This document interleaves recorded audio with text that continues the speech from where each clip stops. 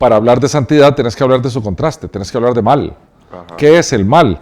La gente dice que el mal es todo aquello que causa sufrimiento, de acuerdo a los filósofos. Desde la perspectiva de la teología bíblica, mal es sencillamente desobediencia a Dios.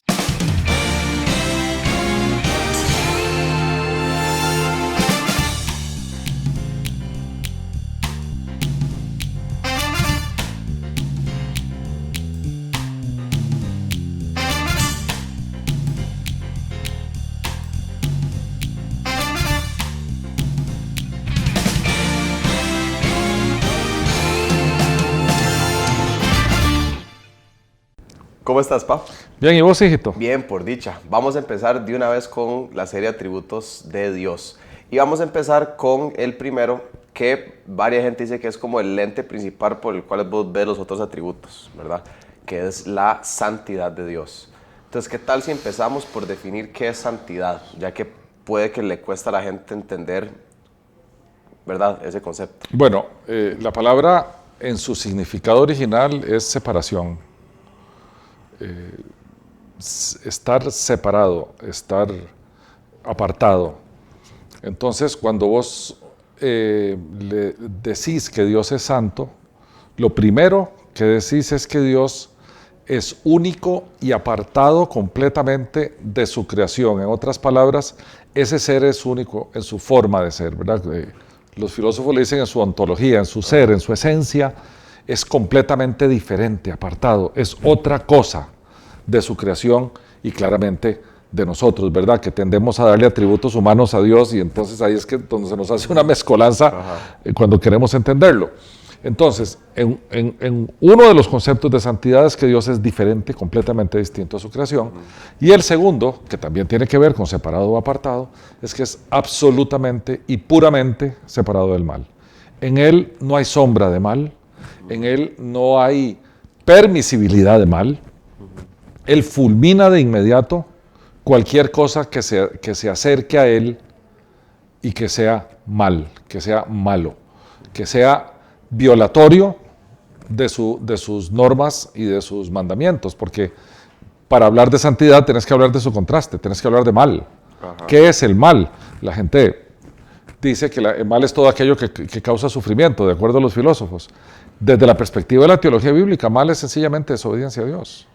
Todo aquel que desobedece a Dios lo irrespeta. Es como manchar su santidad. Y de ahí que Dios no soporta el que esté cercano a Él alguien que mancha su santidad. Entonces, su santidad y pureza tiene que ver con esos dos conceptos. Él es, primero, totalmente diferente, y segundo, Él es absolutamente moral. Absolutamente moral. O sea, ahora, por absolutamente moral, no te deja mucho, ¿verdad? Como que espacio, margen de error. O sea, ¿cuál es la tolerancia de Dios ante cualquier tipo de impureza o pecado, ya que Él es tan santo? Veamos qué nos explica la Biblia. Cuando Adán y Eva pecaron, ¿qué ocurrió? Los separó de Él. Dios los pudo haber fulminado, ¿verdad? Evaporizado en un instante, pero Él, en combinación con otros atributos de Él, su misericordia y su gracia, lo que hizo fue apartarlos, porque Él tenía dos opciones y solo dos: apartarlos de su presencia o eliminarlos de su existencia. Entonces lo que hizo fue apartarlos, y a partir de ese momento en adelante vemos en la historia cómo el hombre ha vivido apartado de Dios. No hay manera de que alguien siquiera pueda aspirar a estar cerca de Dios por sus propios medios, porque en su naturaleza el ser humano es desobediente y respetuoso de Dios. Y Dios no permite ningún tipo de, digamos que, desobediencia o impureza cerca de Él. En modo alguno. Entonces, Hay un texto vacilón que nos narra el profeta Isaías en el capítulo 6 de su libro, que Dios le permite que Isaías como que se asome al trono de Dios, ¿verdad? Que ve ahí qué es lo que está pasando, y se encuentra unos seres que le llaman los seres vivientes, que si no me equivoco eran serafines, si no me equivoco, que estaban allí con los ojos tapados, con los pies tapados, y cantaban sin cesar: Santo, Santo, Santo es el Señor Dios Todopoderoso. Entonces, ¿qué quería decir eso? No es que ellos dijeran que 3 veces santo porque es la Trinidad, como dicen algunos. No, es que en el hebreo antiguo no había superlativos. Esa es la forma de decir santísimo. La reiteración de un concepto lo hace superlativo.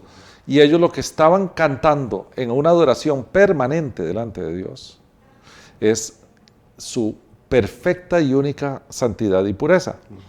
Entonces Isaías dice, pero ahora yo lo vi y yo soy de labios inmundos y ahora yo me voy a morir, porque nadie puede ver a Dios en su estado actual y quedar vivo.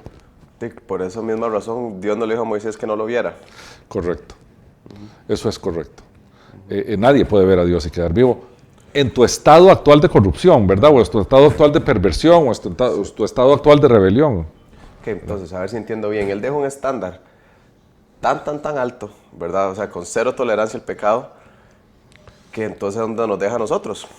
Porque, o sea, vos puedes decir que vos sos una buena persona, ¿verdad? Sea lo que sea que eso signifique, ¿verdad? O que tenés buenas intenciones, pero vos pecás. Y yo creo que no hay nadie quien no peque, ¿verdad? Y tal vez si lo comparas con, no sé, gente de aquí, vos puedes quedar un poquito más arriba del resto, pero ya cuando tu estándar es ese que vos acabas de decir, ¿a dónde quedas parado? En las puertas del infierno quedas parado, exactamente ahí, a punto de ser empujado hacia adentro. Ajá. Porque lo que nos enseña la Biblia desde el Antiguo Testamento en adelante es que no hay quien busque a Dios, no hay uno solo. El ser humano no quiere estar en presencia de Dios. El ser humano no quiere que se revele su corazón caído, corrupto, perverso, en términos de su origen, su egoísmo, todo eso, ¿verdad? Entonces, a nosotros no nos gustan esas palabras que nos digan perversos o malos, o nos gusta sentirnos buenos y que damos limosnas u ofrendas o ayudamos gente. No nos gusta, ¿verdad? Entonces, como no nos gusta, nos comparamos con los que son peores que nosotros. Y eso sí nos encanta. Ah, no, yo no mato, yo no robo. Y presos están ahí en las cárceles del mundo los que roban y los que matan y los que son narcotraficantes. Comparados con esos, yo soy santo. Pero no se vale. Tenés que compararlo con el estándar divino. Compárate con Jesús. A ver dónde quedas. Quedas exactamente como el malo y el perverso que sos. Ajá. Entonces eso nos deja en un estado espantoso de condena. Y por eso nos hace necesitar a alguien que nos transforme y nos presente a Dios como sin pecado. Por nuestros medios no podemos. De ahí la necesidad de un Salvador, De que ahí- sí es santo. Perfectamente. Por eso Jesús es necesario. No solamente existió y murió y resucitó y ascendió a los cielos y todo lo que nosotros conocemos de la historia bíblica, sino que en adición es necesario para nosotros. Sin Jesús nadie puede ver a Dios. Nadie. Porque Jesús, habiendo vivido una vida perfecta, una vida sin pecado, ahora que decías que todos pecamos. Sí, todos los seres humanos hemos pecado, menos Jesús. Entonces, como Él se mantuvo sin pecado, o sea, perfectamente obediente a su Padre, entonces Él, en su muerte, tal santidad perfecta, se la aplica a aquellos que se someten a su voluntad y lo hacen como Señor. Y a su vez, recibe de esos el pecado de ellos. Eso en teología se llama doble imputación, pero en realidad podríamos entender esto como que Jesús desde la cruz te está gritando desde hace 2000 años a hoy diciendo, te hago un trato, te cambio mi santidad por tu pecado. Okay, yo creo que esto puede responder la pregunta que se hace mucha gente de, por ejemplo, si Dios te ama tanto, ¿por qué te condena? ¿Verdad? Ya cuando vos tenés un claro concepto de a quién le estás pecando, ¿verdad? Y cuál es el estándar que Él maneja, tal vez ya puedes entender por qué vienen todas las condenaciones, iras, ¿verdad? Y los atributos que vamos a ver después de este. Y la necesidad que vos tenés de que alguien te saque del estado donde vos estás. Sí, porque solo no podés, sos totalmente incapaz de hacerlo solo.